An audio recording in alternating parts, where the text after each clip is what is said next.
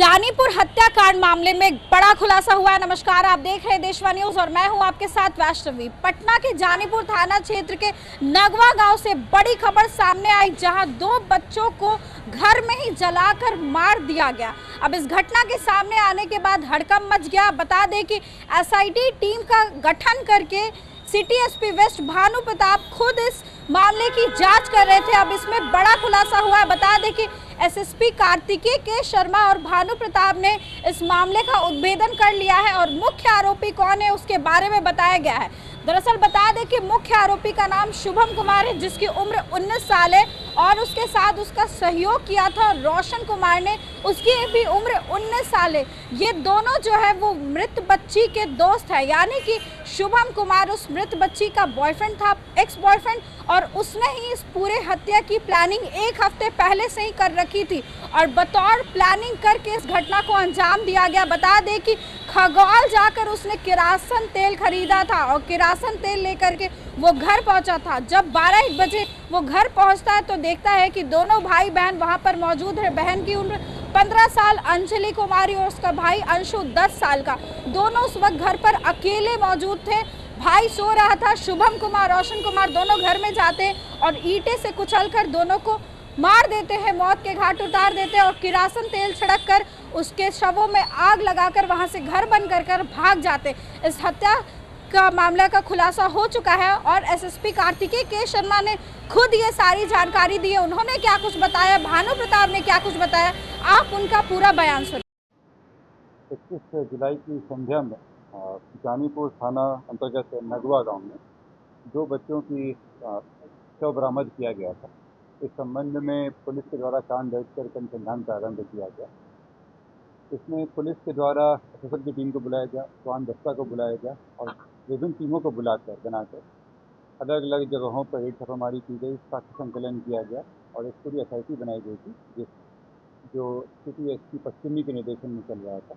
इन लोगों के द्वारा त्वरित कार्रवाई करते हुए इस घटना को 24 घंटे के अंदर में घोषित किया गया और जो इसमें अभियुक्त थे उनकी गिरफ्तारी कर दी गई। ये घटना करने के लिए एक व्यक्ति जो पूर्व से व्यक्ति इनका देहांत हुआ है, उनके परिचित थे और इनका उस घर में आना जाना लगा रहता था। इसी क्रम में वो पुरानी सुनियोजित ढंग से प्लानिंग करके वो आए और घटना को अंजाम दिया। घटना की प्लानिंग पहले ही हो चुकी थी।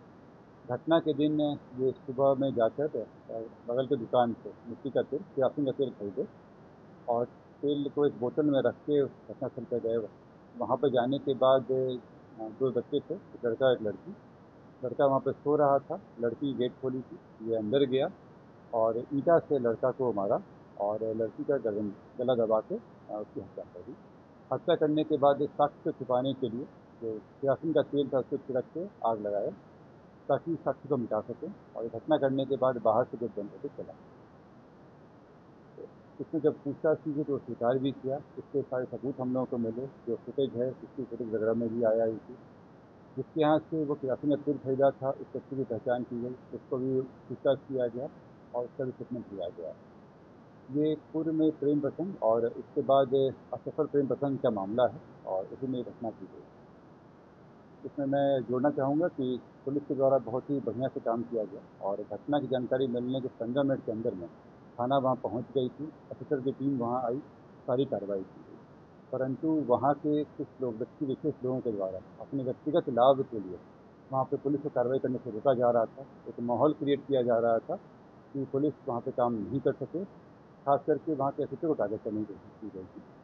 मैं आप लोगों से ये भी अपील करता हूँ कि जब घटना होती है और कई मामलों में पुलिस की बहुत ही बढ़िया से काम करती है, वहाँ पे कई अपराधों को रोकती भी है, लेकिन कोई अपराध हो जाए तो पुलिस वहाँ पहुँच के साक्ष्य संकलन करती है। लेकिन अगर शुरू में उनके साथ बिहेवियर किया जाएगा, रोका जाएगा तो कांड को भेदन में दिक्कत होगी।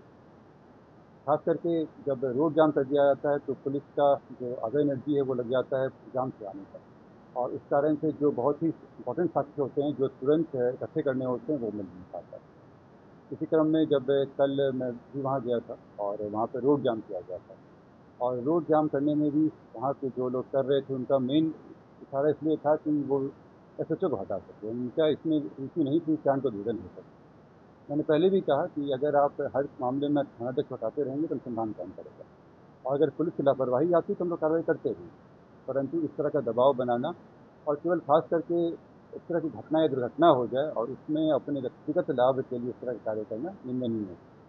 मैं पब्लिक से भी अपील करूँगा और आमजनों से भी अपील करूँगा कि वो इस बात को देखें कि कहीं ऐसा तो नहीं कि उनके इमोशंस का गलत इस्तेमाल हो रहा है और इसका कोई फ़ायदा समझे। सर, अब 11 साल का उस बच्ची से पहले से पूर्व से परिचित था और उनका प्रेम प्रसंग था, आता जाता रहता था उससे। लेकिन अब बच्ची उसको पसंद नहीं करती थी और इसकी जो दूसरी कराई थी उसके सही जो जो दोस्त है रोशन द्वारा करवाई गई। रोशन और बच्ची एक ही स्कूल में पढ़ती थी। जब बच्ची इसको लायक नहीं कर रही थी तो इसको इस चीज़ को गुस्सा आया और कि भाई अब मुझे ये पसंद नहीं करती है तो मैं अब इसको जीने नहीं। इसी की भावना का बदला लेने के लिए ये बच्ची के घर पर गया, क्योंकि पहले से आता जाता रहता था तो बच्ची द्वारा बहुत ज़्यादा उसका विरोध नहीं किया गया और उसने पहले से प्लान करके इसको तो मुझे बच्ची को मारना है, कैरोसिन की बोतल लेके गया था और पोस्टमार्टम की रिपोर्ट में आएगा, लेकिन अभी जो हम लोगों ने इन्वेस्टिगेशन की उसमें उसकी पुष्टि वैसे क्या कुछ बरामद वैसे कांच कंपनी की एसोसिएशन द्वारा किया गया पर कार्रवाई की जा रही है। ये चीज़ें कोर्ट सभी पता चलेंगी तो उसका रिजल्ट बच्ची तो पढ़ती है लड़के बच्ची का बैकग्राउंड पुराना आपराधिक इतिहास नहीं कर रहे हैं आप, पुराना आपराधिक इतिहास नहीं कर रहे हैं नहीं। बैकग्राउंड क्या है?